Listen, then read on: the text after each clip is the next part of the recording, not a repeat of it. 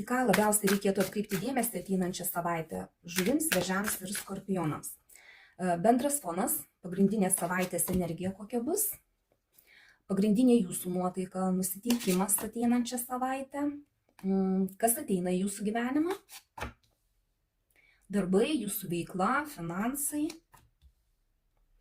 santykiai tiems, kas porose, kas jūsų laukia ateinančią savaitę, vienišiems, kas pas jūs, kokia tikimybė susipažinti ateinančią savaitę, ką verta paleisti, kas teiks džiaugsmą, ko pasisaugoti ir patarimas, kaip kuo geriau praleisti ateinančią savaitę, ką kortos pataria. Bendras savaitės fonas taurių pažas. Čia apie jausmus, apie emocijas, galbūt kažkas tai būsite susidūrę su kažkokiais naujais jausmais jūsų aplinkoje. Galbūt kai kurie bus susiję su vaikais, su bendravimu su vaikais, kažkas apie tai gali būti, bet čia tokie lengvi jausmai, lengvos emocijos. O vidinis nusiteikimas jūsų, pagrindinė tokia nuotaika, tai jau brandus jausmai, irgi emocijos. Bet čia jau jūs suprantat, ką jaučiat. Jeigu pagal savaitės energijas jūs galite lengvai prisitaikyti prie aplinkybių, prie aplinkinių žmonių, tai čia jūs jau žinot, kas pas jūs yra viduj, ką jūs jaučiat, kaip jūs reaguojat į visus, į įvykius, į aplinką, į žmones. Jūs netgi galite pamanipuliuoti su kai kuriais bendraudami, jūs galite žinoti, kaip, kam, ką pasakyti. Tiesiog čia jau brandus yra jausmai, brandžios emocijos pas jūs. Toks nusiteikimas bus, bet vėlgi tai yra emocijos. Jūs ne apie darbą galvosite, o daugiau ką jaučiate viduje, kaip patys jaučiatės. Tas toks vidinis nusiteikimas irgi bus, galbūt netgi gilintis į tai, ką jūs jaučiate. Kas ateina į jūsų gyvenimą, tai bendradarbiavimas. Pagal taurių 2 tai yra toks bendradarbiavimas, kai jūs vienas kitą suprantat, vienas kitą palaikot.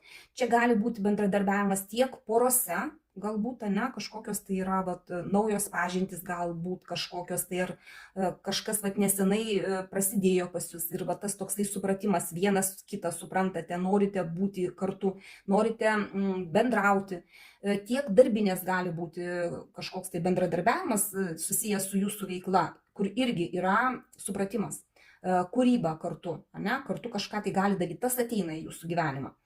Jūsų veikla, jūsų darbai, čia yra kažkoks tai nuovargis jau jūsų darbuose, jau jūs, galbūt netgi reikia jums atostogų, nes čia jau toksai velkasi, jau ilgai velkasi tas toksai nuovargis, noras atsiriboti, netgi į savo praeitį žiūrite taip atsargiai, bijote, kad nesikartotų kažkokios tai klaidos susijusios su jūsų veikla kažkokia tai. Tiesiog čia atsargiai žiūrite į aplinkinius, jeigu yra kažkokie pasiūlymai, jūs jų nepriimat, jūs tiesiog per ištiestą ranką laikotės, nuo visų. Kažkaip net jeigu čia, pavyzdžiui, bendradarbiavimas kažkoks tai būtų, kaip ir visai tas bendradarbiavimas galimas ir visai gražus, bet jūs kažkaip tai patys stengiatės atsiriboti. Kas ieškote naujo darbo, čia irgi apie naują darbą nelabai, nes jeigu kažką tai jums ir siūlys, tai gali siūlyti tai, ką jūs jau kažkada dirbot ir jūs atsargiai tai žiūrėsite, nes nebūtinai jums tai patiks. Su finansais, čia irgi finansai tokie kaip ir uždirbami, bet sunkiai. Čia iš tikrųjų sunkus arkanas ateinančiai savaitei. Santykiai, tiems, kas porose. Čia bus noras kurti kažkokias tai strategijas, galbūt netgi kažkoks tai toks šaltumas gali būti santykiuose. Ne tai, kad pyktis, ne, bet tiesiog bus noras savo taisyklės kažkokias tai kurti, galbūt pareikšti partneriui tai, kas nepatinka, pasiaiškinti, ko jūs norėtumėt santykiuose. Tokie truputį gali būti šaltoki santykiai, nes kardų karalius visą laiką toksai strateguoja, dėliojasi, nukerta tai, kas nereikalinga. Vyrukai čia gali santykiuose taip diriguoti, tiesiog tai būti ir toksai, šaltumas gali būti ateinančią savaitę. Be pykčio gali būti, bet toksai, vos ne tai, kad kiekvienas sėdi savo nišai jūsų poroje. Tiems, kas vieniši, kokia tikimybė susipažinti, tai čia tie, kas bandys, gali tiesiog sugriūti jūsų planai, nes bokšto arkanas visą laiką rodo apie tai, kad kažkas gali netikėto būti ir gali būti tiesiog vienos nakties nuotykis, kai susipažinot, praleidot naktį ir viskas tuo pasibaigė. Tai čia irgi turėkit minty, kad gali būti ir tokių variantų. Ką reikėtų paleisti ateinančią savaitę? Tai vėlgi kardų karalienė. Kaip ir sakiau, kas porose yra tas toksai strategijų kūrimas, taisyklių kažkokių tai nusistatymas. Geriau šitą paleisti, ta prasme, arba truputį šilčiau gal žiūrėti į tai, ką jūs turite, ne?